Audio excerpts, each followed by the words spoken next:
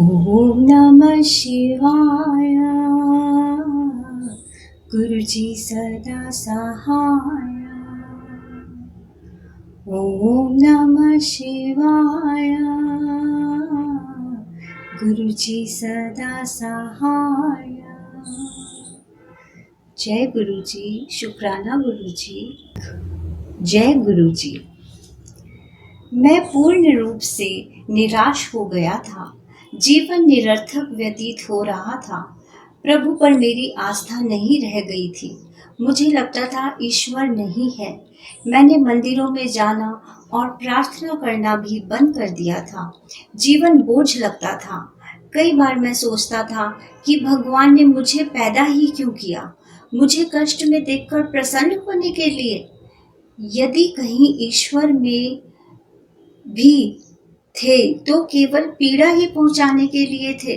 मेरी ऐसी अशुभ सोच होते हुए भी गुरुजी ने मुझे अपनी शरण प्रदान करी।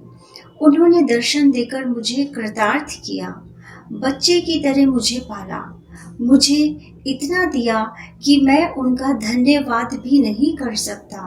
संभवतः मुझे कभी पता भी नहीं चलेगा कि उन्होंने मेरे लिए कितना किया है।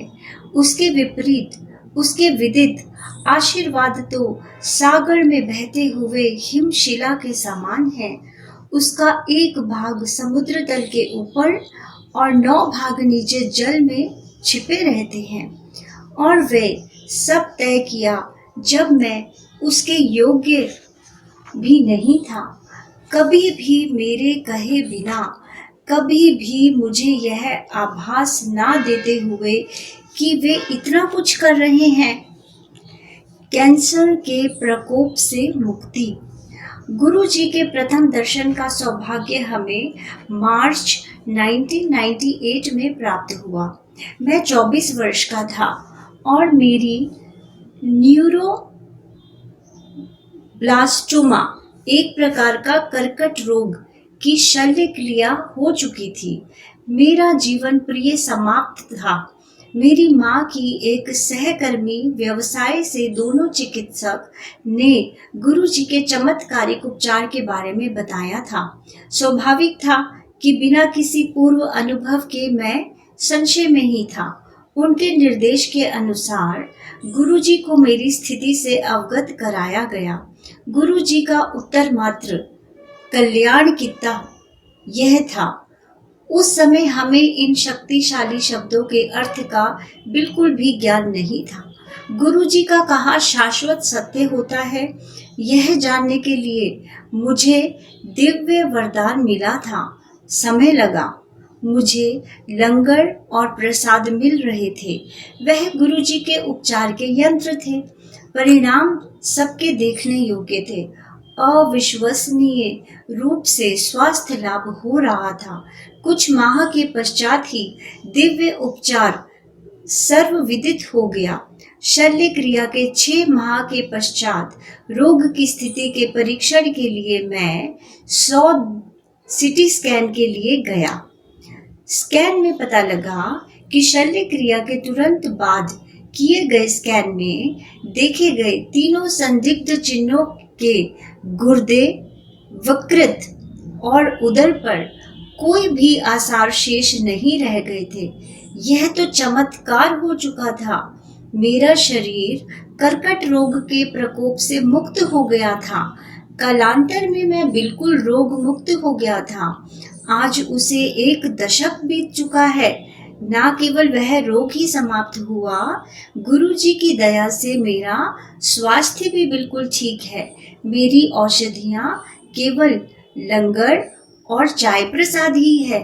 वही चिकित्सक जो मेरे कैंसर समाप्त होने के बारे में संदेह का भाव रखते थे, कहने लगे कि कभी कैंसर भी था, भूल जाओ, उनको यह कहने की आवश्यकता नहीं है। मुझे पता है कि मेरे गुरुजी ने ही मुझे नया जीवन प्रदान किया है। फगवाड़ा से दिल्ली तक खुली आंखों से सोते हुए। फरवरी 2002 में गुरुजी ने हमें फगवाड़ा में एक विवाह में जाने का निमंत्रण दिया। फगवाड़ा दिल्ली से कई 100 किलोमीटर दूर है। मैं अपने माता पिता के साथ विवाह में गया था। विवाह के दिन हम प्रातः दिल्ली से चले और संध्या तक वहां पहुंचे थे। गुरुजी भी वहां पर नव दंपति और संगत को आशीर्वाद देने आए थे। समारोह के पश्चात गुरुजी ने जनरल मल्होत्रा, एक अन्य परिवार जो दिल्ली से आया था, और हमें रात भर वहां रुकने को मना लिया और तुरंत वापस दिल्ली जाने के लिए भी कहा। हमने उनके आदेश का पालन किया। हम रात्रि को 12:30 बजे दिल्ली के लिए निकले। हम जनरल मल्होत्रा की जिप्सी गाड़ी के पीछे ही थे और मैं कार चला रहा था। चलने के तुरंत बाद मेरे माता पिता सो गए। 15 मिनट के पश्चात मुझे भी नींद के झोंके आने लगे। रात का समय था और राजमार्ग पर बहुत कम अन्य गाड़ियां थी। हम 100 किलोमीटर से ऊपर की गति से जा रहे थे। जैसे जैसे समय व्यतीत होता गया, मुझे और जोर से नींद आने लगी। मैं अपने माता पिता को नहीं जगा सकता था क्योंकि वे दिन भर गाड़ी चलाकर थके हुए थे और हमें गुरुजी के निर्देशों का पालन भी करना था। अतः यात्रा तो करनी ही थी। तीन चार बार मेरी नींद झटके से टूटी जब हमारी गाड़ी पक्की सड़क से कच्चे रास्ते पर जाने लगी थी। हर बार मैं आराम से वापस मुख्य मार्ग पर आ गया। एक बार कार रोक कर मैंने मुंह भी धोया, पर उससे अधिक सहायता नहीं मिली। मैं पूरी रात गाड़ी चलाता रहा। बड़ी कठिनाई से मैं अपना सिर सीधा रख पा रहा था। स्टीयरिंग पर दोनों हाथों रखे हुए मेरी आंखें आगे जा रही और जिप्सी के पीछे की बत्तियों पर टिकी हुई थी। यद्यपि मैं उससे दूरी बनाए हुए था, मुझे पता था कि यदि उसमें ब्रेक लगाई तो संभवतः मैं समय से पहले रुक नहीं पाऊंगा। मुझे यह भी आभास है कि उस रात हमने कोई शहर पार नहीं किया, ना ही सामने से किसी गाड़ी को आते हुए देखा। प्रातः दिल्ली पहुंचकर मैंने अपने पिता को कार चलाने के लिए कहा, क्योंकि यह अब मेरे लिए संभव नहीं था। उस रात क्या मैं गाड़ी चला रहा था या कोई अदृश्य शक्ति ने इतने 100 किलोमीटर तक गाड़ी को सही मार्ग पर रखा था? आज भी जब मैं यह प्रसंग अन्य लोगों को सुनाता हूँ तो सोच में पड़ जाते हैं वे। उस रात कुछ भी हो सकता था, पर मुझे पता था कि गुरुजी सदा ही हमारी रक्षा कर रहे हैं, चाहे हम जग रहे हो, सो रहे हो या वाहन चला रहे हो। किंतु परंतु सोचे बिना हमें उनके कथन का केवल पालन ही करना है। उनकी कृपा होते हुए हमें सफलता अवश्य ही मिलेगी। यद्यपि यह प्रतीत होता है कि हम कुछ कार्य कर रहे हैं, वास्तव में कार्य तो गुरुजी ही कर रहे होते हैं। मैं केवल कह सकता हूँ, धन्यवाद गुरुजी। विवाह की योजना। मेरे कैंसर का उपचार के पश्चात गुरुजी अक्सर मेरे माता पिता से कहते थे, मुंडे दा ब्याह करो, मुंडे दा ब्याह करो। खोज करी गई पर निष्फल रही। कहीं भी बात नहीं बन रही थी। उन्होंने गुरुजी को बताया तो वे बोले, तैनू पंजाबी कुड़ी दिलाऊंगा। क्योंकि हम किसी पंजाबी परिवार को नहीं जानते थे, हमने गुरुजी से पूछा कि क्या विज्ञापन दे दें। मना करते हुए बोले, गुरुजी चिंता ना कर, हो जाऊगा। हमें गुरुजी का तात्पर्य समझ नहीं आया, क्योंकि मैं किसी सामाजिक समारोह में नहीं जाता था और कार्यालय में मेरे अधिकतर मित्र अन्यत्र चले गए थे। हम सोचते रहते थे कि यह कैसे संभव होगा। मैं कार्यालय के भोजन कक्ष में बहुत कम जाता था। एक दिन जब मैं अपने कुछ सहकर्मियों के साथ वहां गया, एक लड़की ने आकर मुझसे मेरे एक मित्र दीपक का पता पूछा। मैंने उसे बताया कि दीपक तो कुछ समय पहले ही यहाँ नौकरी छोड़ चुका था। उस लड़की छवि ने अपना MCA का प्रशिक्षण दीपक के निर्देशन में पूरा किया था। अब 1 वर्ष के पश्चात उसे यहीं पर स्थायी पद मिल गया था। शीघ्र ही हम दोनों एक दिशा में चल पड़े। गुरु जी से इस संबंध के बारे में पूछने पर उन्होंने अपना आशीर्वाद दे दिया। क्या यह कहने को आवश्यकता है कि छवि, जैसे गुरु जी ने 3 वर्ष पूर्व कहा था, एक पंजाबी परिवार से है? हमारे 2 ग्रहों के प्रभाव का अंत।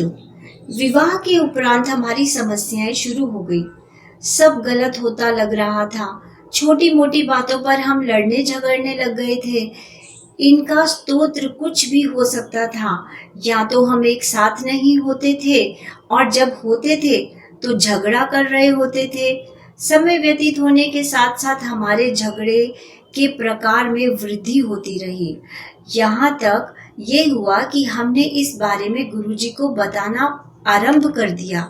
हम उनको कहते थे कि यदि इस प्रकार से जीवन व्यतीत होता है तो हमें विवाह नहीं करने देना चाहिए था। यह कोई 2 वर्ष तक चलता रहा। ऐसे समय में गुरुजी में विश्वास और आस्था बनाए रखने की अपेक्षा हमने एक और भूल करी।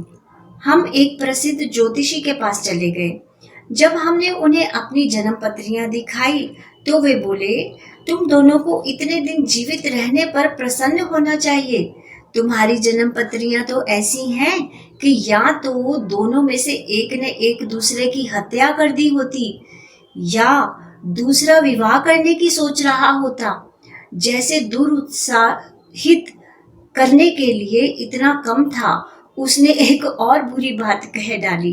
वैवाहिक सामंजस्य के लिए 36 गुणों में से हमारे केवल 10 ही गुण मेल खाते थे। सामान्यतः दंपतियों के 30 गुण मेल करते हैं। हमारी संख्या का चिन्ह तो 0 से भी कम था। हम स्तब्ध रह गए। यहाँ हम अदूरदर्शी बन रहे थे और वहाँ गुरुजी हमारे लिए दूरदृष्टा बने हुए थे। सब समस्याएं जो हम पूर्ण जीवन सहते अल्पकाल में समाप्त हो गई। इस अंतराल में गुरुजी ने अपनी शक्तियों से हमारे विवाह को बचाकर रखा। उसके पश्चात सब स्थितियां सुव्यवस्थित होने लगी। समस्याएं जिस प्रकार से आई थी उसी प्रकार से ओझल भी हो गई। हमने अपने जीवन को व्यवस्थित करने के लिए कुछ भी नहीं किया था। गुरु कृपा से हमारी नियति पुनः लिख दी गई थी। काल रात्रि बीत चुकी थी। यद्यपि इसके लिए प्रमाण की आवश्यकता नहीं है। छवि के पिता जो स्वयं जन्मपत्री देख लेते हैं, उनकी भविष्यवाणी सही सिद्ध होती थी। अब छवि के विवाह के उपरांत उसके लिए कुछ भी सही नहीं कह पाते। जन्मपत्री और वास्तविक जीवन में अंतर निश्चित होता है। कार्य रोग से मुक्ति। एक बार अपने कार्य में मुझे अनेक समस्याएं आ रही थी। फलस्वरूप पूरी रात जागते रहते थे। मुझे अत्यधिक अम्लता और अनिद्रा रोग हो गए थे। मैं छुट्टी भी नहीं ले सकता था। यह पूरे 1 सप्ताह तक चलता रहा। अगले सप्ताह जब मैं सोमवार को प्रातः जगा तो मेरे दाएं पैर में एक विचित्र समस्या उत्पन्न हो गई। मैं उसे 100 से अधिक की मुद्रा में नहीं संभाल पा रहा था। जब भी मैं उसे उठाता था वह बेजान सा गिर जाता था और उसके स्नायु खींच ही नहीं पा रहे थे।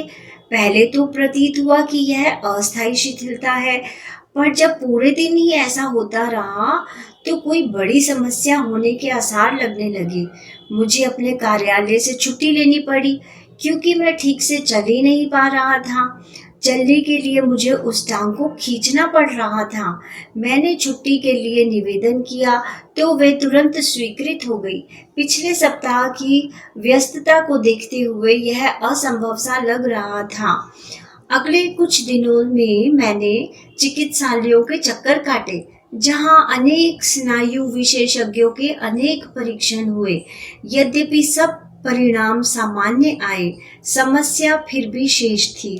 आश्चर्यजनक रूप से ऐसे समय में स्कूटर और कार चला सकता था।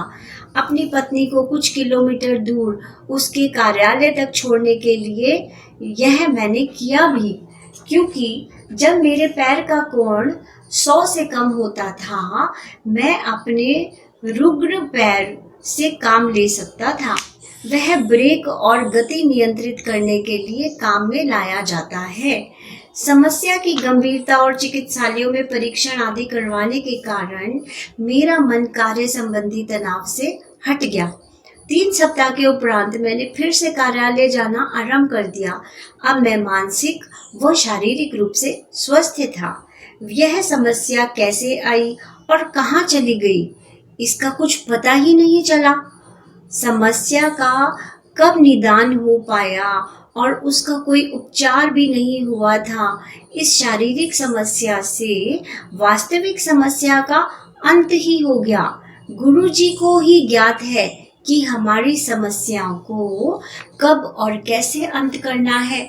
उनके कार्य करते हुए पहेली के सब अंश सही स्थानों पर अपने आप बैठ जाते हैं। ईश्वर की गोद में। एक दिन मैं अपनी पत्नी को लेने उसके कार्यालय जा रहा था। देरी होने के कारण मैं 70 किलोमीटर की गति से वाहन चला रहा था। अकस्मात एक व्यस्त चौराहे पर मेरे स्कूटर के पहिए के नीचे कुछ आ गया। टक्कर इतनी जोर की हुई कि मैं स्कूटर से उछलकर सिर के बल भूमि पर आ गिरा। तीव्र गति के कारण मेरे कंधे और सिर पर पूरा वजन आया और मैं स्कूटर सहित काफी दूर घिसटता चला गया। उठने की स्थिति में आने पर मैं टैक्सी लेकर घर वापस आ गया। केवल मेरे पैर पर कुछ खरोंचें आई थी और मेरे कंधे की हड्डी टूट गई थी। सिवाय इसके मैं ठीक था। इन चोटों को ठीक होने में मात्र 1 सप्ताह का समय लगा।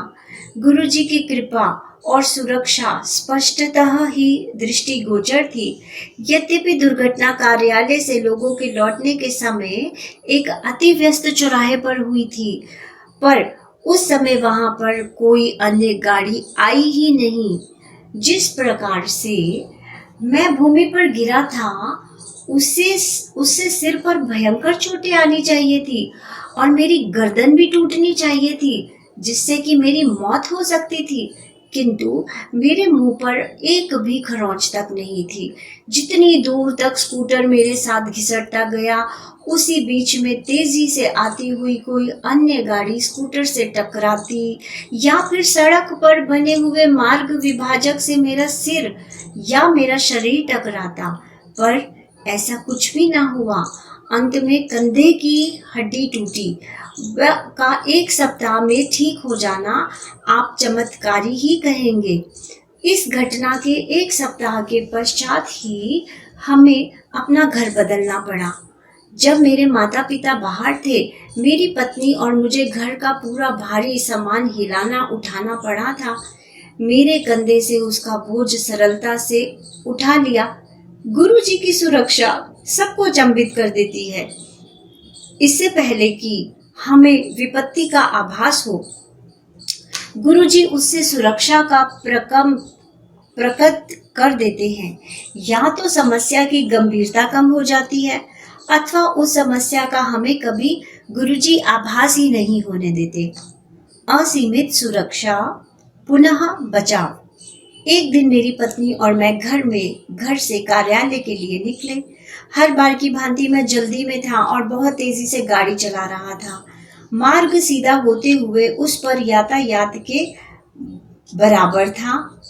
अचानक मेरे आगे स्कूटर सवार ने किसी से बात करने के लिए अपना स्कूटर रोक लिया। उसको पता नहीं था कि पीछे गाड़ी आ रही है। यद्यपि मैंने ब्रेक भी लगाई, कार फिसली और स्कूटर पर जा लगी। वह व्यक्ति स्कूटर से उछलकर हमारी कार के सामने वाले शीशे पर आ गिरा। किनारे पर लाकर उसे घास पर लिटाया गया। उसे कमर में बहुत चोट आई थी और वह ठीक से बैठ भी नहीं पा रहा था। बाह्य रूप से केवल उसके सिर पर एक छोटा घाव लगा था। हम उसे निकट के एक चिकित्सालय में ले गए, जहां एक्सरे व अन्य परीक्षण किए गए। मैं गुरुजी से उसका स्वास्थ्य ठीक रखने की विनती कर रहा था, क्योंकि उसे गंभीर चोट आने पर जटिल परिणाम हो सकते थे। मेरी प्रार्थना का उत्तर परिणामों के साथ आया। चिकित्सकों ने कहा कि उसे कहीं भी कोई गंभीर चोट नहीं आई है, परंतु इस दुर्घटना के सदमे से बाहर निकलने के लिए उसे कुछ विश्राम की आवश्यकता थी। उसी दिन उसे चिकित्सालय से छोड़ दिया गया। एक बार पुनः मुझे बचाने के लिए गुरुजी को हार्दिक धन्यवाद देते हुए मैं भी वहां से निकल गया। अब मेरी पत्नी छवि के नौकरी बदलने के अनुभव और हमारे बच्चों अर्जुन और गौरी के जन्म के संस्मरण उसी के शब्दों में। 48 घंटे में मुझे नौकरी मिली। मार्च 2005 में मैं अपनी नौकरी से प्रसन्न नहीं थी। पिछले 2 वर्षों से मैं अन्य नौकरी ढूंढती जा रही थी। बिना कारण देर तक कार्य, बुरा वातावरण और प्रशंसा का अभाव वहां की परंपरा बन गए थे। एक बृहस्पतिवार को तंग आकर मैंने छुट्टी ले ली। मैंने गुरुजी से नई नौकरी के लिए विनती करी। अचानक ही शाम को मैंने इंटरनेट पर नौकरियां ढूंढने का मन बनाया और हम सुमित के कार्यालय चले गए। उसी समय मुझे गुरुजी के समीप होने का आभास हुआ। कार्यालय में जाते हुए मार्ग में मेरी एक सहेली का फोन आया कि उसे नोएडा में उसे कार्यालय में कुछ रिक्त स्थान है। मैंने कार में लगे हुए गुरुजी के चित्र की ओर देखा तो ऐसा लगा मानो वे मुस्कुरा ही रहे हैं। सुमित के कार्यालय पहुंचकर मैंने अपना विवरण उसको भेज दिया। अगले दिन ही वहां से शनिवार को होने वाली लिखित परीक्षा और साक्षात्कार के लिए मुझे बुलावा आ गया। क्योंकि वहां जाने के लिए केवल आधा दिन शेष था और पढ़ने के लिए मुझे बहुत कुछ था, मैंने सुमित को मेरी परीक्षा लेने के लिए कहा। सुमित ने 1 घंटे से कम समय में मेरी परीक्षा ली और 1000 प्रश्नों में से मात्र 10-15 प्रश्न पूछे। उसके बाद जब मैंने उससे पूछा कि क्या मैं उत्तीर्ण हो गई थी, उसने हाँ में उत्तर दिया। मुझे लगा जैसे उसकी वाणी ना होकर वह गुरुजी की ही वाणी हो जिन्होंने मुझे हाँ कहा। वहां पर लिखित परीक्षा में उत्तीर्ण परीक्षार्थी ही साक्षात्कार के लिए बुलाए जाने थे। लिखित परीक्षा के समय मेरे कंप्यूटर की स्क्रीन पर शिव का चित्र था। मैंने उसे गुरुजी का आशीर्वाद ही माना और सरलता से उसमें सफलता प्राप्त कर ली। साक्षात्कार में मेरे विषय से संबंधित प्रश्न पूछे जाने थे। आश्चर्य की बात थी कि मेरे से वही 10-15 प्रश्न पूछे गए जो कि समित ने पिछली रात मुझसे पूछे थे, जबकि अन्य अध्यार्थियों का साक्षात्कार 1 घंटे तक चला, लेकिन मुझे केवल 15 मिनट में ही नौकरी मिल गई। ना केवल यह, बल्कि मेरा वेतन भी उनसे दुगना कर दिया गया। यहाँ का वातावरण भी अति आरामदायक था। इस अवधि में सुमित बाहर मेरी प्रतीक्षा कर रहे थे। मैंने आते ही उनसे पूछा, तुम्हें नियुक्ति पत्र अभी मिल गया है या सोमवार को देंगे? उसने अनसुना कर मेरे सुमित को पूरी बात बताई। नास्तिक के लिए यह भले ही संयोग की घटना हो, किंतु मुझे पता है कि गुरुजी की मेहर के कारण ही मुझे 48 घंटों में नई नौकरी मिल गई। ना केवल मैं पिछली नौकरी की घुटन से निकल पाई, बल्कि मुझे ऐसी नौकरी मिली जो हर दृष्टि से पिछली नौकरी से कहीं ज्यादा अधिक अच्छी थी। जीवन में जुड़वे आशीर्वाद।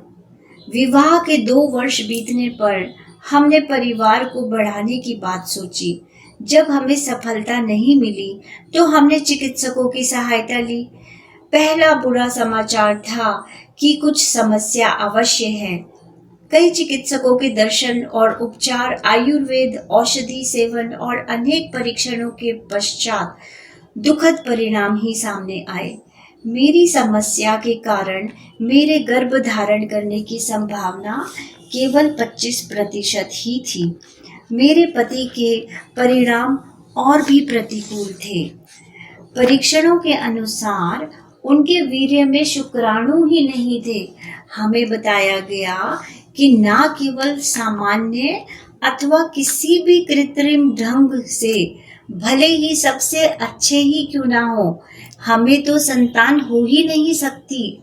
सफलता की संभावना के अभाव में हम और उपचार बंद कर किसी शिशु को गोद लेने की बात करने लग गए।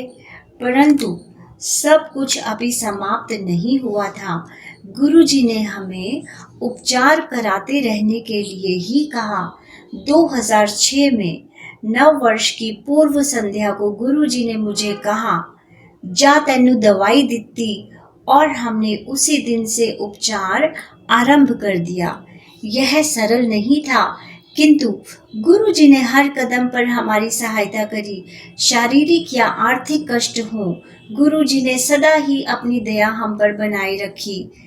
13 फरवरी मेरे जन्म दिवस के अवसर पर परीक्षण के परिणाम के रूप में शुभ समाचार आया। 26 फरवरी 2006 शिवरात्रि के दिन मुझे रक्तस्राव हो गया। सुमित ने गुरुजी का चित्र मेरे किनारे रखा, जिससे मुझे कुछ शांति मिली और मैं 1 घंटे के लिए सो गई। शाम को मेरे देवर हितेश ने बड़े मंदिर से फोन पर कहा कि मेरा नाम आरती में है और हमें वहां पर समय पर पहुंचना आवश्यक है। ये सुनकर मेरी आंखों में आंसू आ गए। गुरुजी अपनी संगत के प्रत्येक भक्त का कितना ध्यान रखते हैं। यद्यपि मेरी चिकित्सा ने पूर्ण विश्राम करने के लिए कहा था, यहाँ तक कि शौचालय तक जाने की भी मनाही थी। अगर मैं पूरे दिन वेदना में रो रही थी, इस एक फोन से मेरे सारे शरीर में अभूतपूर्व स्फूर्ति आ गई और मैं तैयार होकर ठीक आरती शुरू होने से पूर्व बड़े मंदिर पहुंच गई। चिकित्सका ने पूर्ण विश्राम की अवधि में अपने पास आने के लिए भी मना लिया था, क्योंकि वह हानिकारक हो सकता था। हम कुछ दिन के पश्चात उनके पास गए। परीक्षण करने के बाद चिकित्सका का रंग उड़ गया। उसने कहा कि रक्तस्राव तो अत्यंत भयंकर हुआ था। गर्भनाल अलग हो गई थी, किंतु दोनों शिशु सही है। वह गुरुजी का एक चमत्कार ही तो था। उसे वह नहीं बताया कि उस दिन बड़ा मंदिर जाने और आने के लिए 80 किलोमीटर की यात्रा की थी। इस घटना के पश्चात मुझे अति तीव्र औषधियां दी गई, जिन्हें खाकर मेरा भी जी मितलाता था।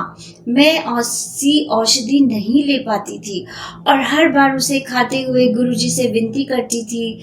शीघ्र ही अधिक औषधि के कारण मुझे पीलिया रोग का निदान किया गया। चिकित्सका को अब औषधियां बंद करनी पड़ी।